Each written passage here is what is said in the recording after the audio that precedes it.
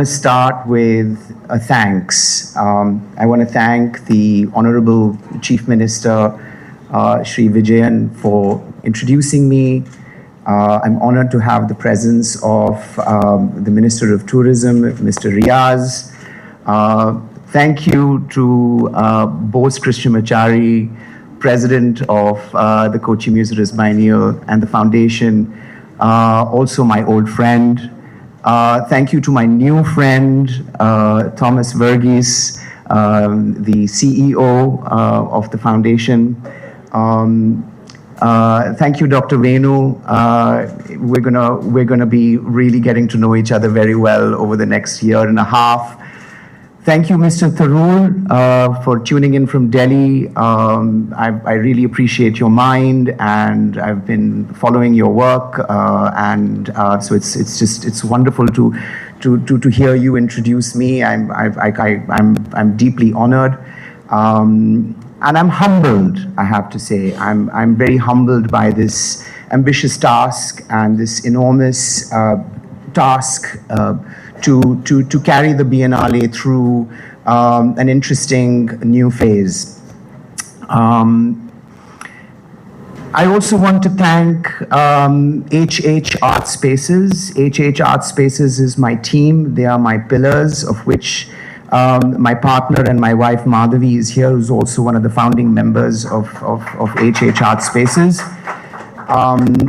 And I want to say partnerships. I want to use the word partnerships, and you're going to hear me using the word partnerships a lot through this biennial, a lot through the year and a half, because I really believe that things don't happen in singularity.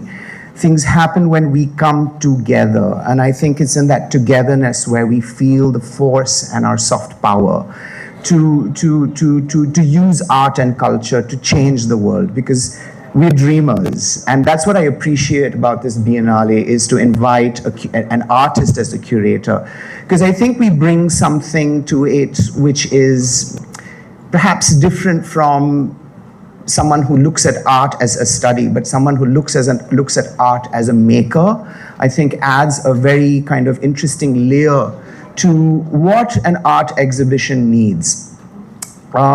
I want to take you through the next 20 minutes, if you will allow me to take you through a little journey about my practice as an artist, and not just as an artist, but also someone who's always looked at collaborations and partnerships as a means of creating. And you will see that. And through this presentation, I guess what you will find is certain hints about what perhaps the vision for this next biennial is going to be. So I've picked projects based on extending from these projects into perhaps what's going to be a spectacular and an exciting Biennale, a critical Biennale, an international Biennale that's going to bring some very stellar voices and some very stellar minds to Kochi. I'm not a stranger to Kochi, I have to say. I went to school in Ernakulam as a 5 and a 6-year-old. I went to Bharati Vidya Bhavan. So some of my very early childhood has been spent here. I was 5 and 6. We spent 2 years here. My father was working with a bank. And then when we moved to the Middle East, I went to Indian High School in Bahrain and Indian High School in Dubai, where so many of my teachers and mentors were from Kerala. And then I went on to go to art school. So some of my favorite teachers and mentors are really from this state. So there is a little bit of Kerala in me, and there is a little bit of an understanding, I guess, of the ethos of this place and the culture of this place, which is, I think, a very important place to start from. You know, it is a public project, but at some level there has to be something personal at stake here.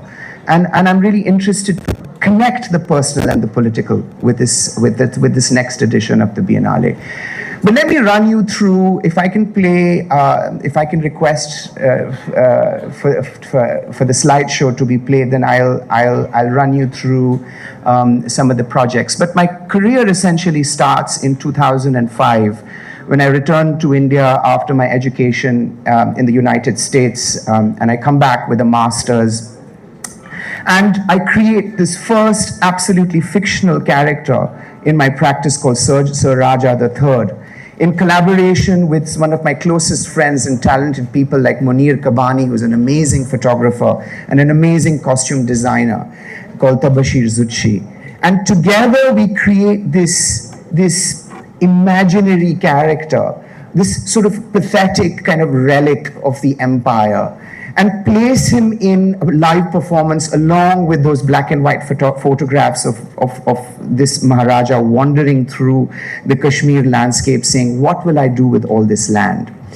But what really brings my practice together and an understanding of the fact that we don't make art alone, that we don't make art in a vacuum, is my return to Kashmir in a fictional persona that is based around my grandfather. And what this performance did for me was, as it was in partnership with an international organization called Khoj in Delhi, was that everybody involved in making your artwork is implicated into the artwork. So each and every person in this audience actually plays a very significant role in making a project and a performance happen. The art school students who became very close to us during this time of this residency that I did, and this model is something that I really enjoy, which is to immerse oneself for a particular period of time in a geography, in a landscape, in a place, and from that place, ideas emerge. And so by spending, like, of course, a large part of my childhood was spent in Kashmir because this is where my family is from, I found that bringing myself back to this land as a performer really allowed me to take a very critical stand about who I am, where I am, and what I can do as an artist to sort of exorcise those demons, if you will, and dismantle stereotypes, if you will, to create a completely new language and a new understanding that has healing and trauma is built to it. So the wounds of, let's say, the valley, like, we can begin to start to at least talk about some of that. But this fictional character was created in Bombay, which is where I started my career. And I got critical feedback and was able actually to take this work to a prestigious exhibition like Venice Biennale. It was also actually, I have to point that it was actually Bose Krishnamachari who took notice of my early endeavors as Sir Raja and was the first person to actually buy an artwork from me. So I really think Bose has this intuitive ability to sort of like know or sort of pick talent, and I really am a result of that as well. So as you can see, the idea of traveling across the world was very important to me. But unless and until I didn't get to know my own city, I didn't feel complete. So I did a performance in which I walked from the north end of the city to the south end of the city and carried with me a large piece of canvas and placed it in public space and made a drawing of some of the most iconic parts of the city and carried that drawing back as if I was carrying, which a lot of comments I got on the street was, dead body kahan leke ja raha hai? Like, where are you taking this dead body? And it was, in a sense, it's sort of ironic that I was doing a live performance and what came across was this idea of carrying something with me, that our bodies are actually containers of memory. And in that, we are our own museum, we are our own archive, and we carry that archive. Sometimes that's a burden, but at the end of the day, what we want to use this archive or this museum that we create in our bodies as a means to set ourselves free, as a means to trouble the language around how people perceive us. It's an exhibition that has critical prestige, so it's not necessarily about market value and sensationalizing, but it takes a look at work that has a critical edge to it. So there was obviously this demand on me to kind of look at my practice critically. And what I essentially did was I connected the two cities that were going to host this exhibition that year, Athens and Kassel. I linked them up with a road journey that took me from Athens to Kassel in the form of a 30-day long performance. And in that performance, I stopped in 8 locations. I stopped at places that I was able to connect with and make partnerships with artist residency space, small scale artist festivals, dance schools, school for music, school for fine art. So in a sense, I was curating my own practice within a landscape. I was placing myself within the context of an artwork in places that you wouldn't ordinarily experience an artwork. Like, for example, in the end of this performance, I land up at a place called the main railway station. And what I was able to do is I was able to line up all the drawings that I had made in my tent as a nomad across that landscape as one continuous landscape. And I thought this should be the last set of slides that I show you, which is essentially my relationship with the Kochi Museum's Biennial as an artist. And it essentially changed my life, and it really was riveting for me to be in this moment. I spent 60 hours in Aspinwall House in a room that I converted into a prison cell by painting black stripes and white stripes, and in the white stripes I would draw what I could see outside the window.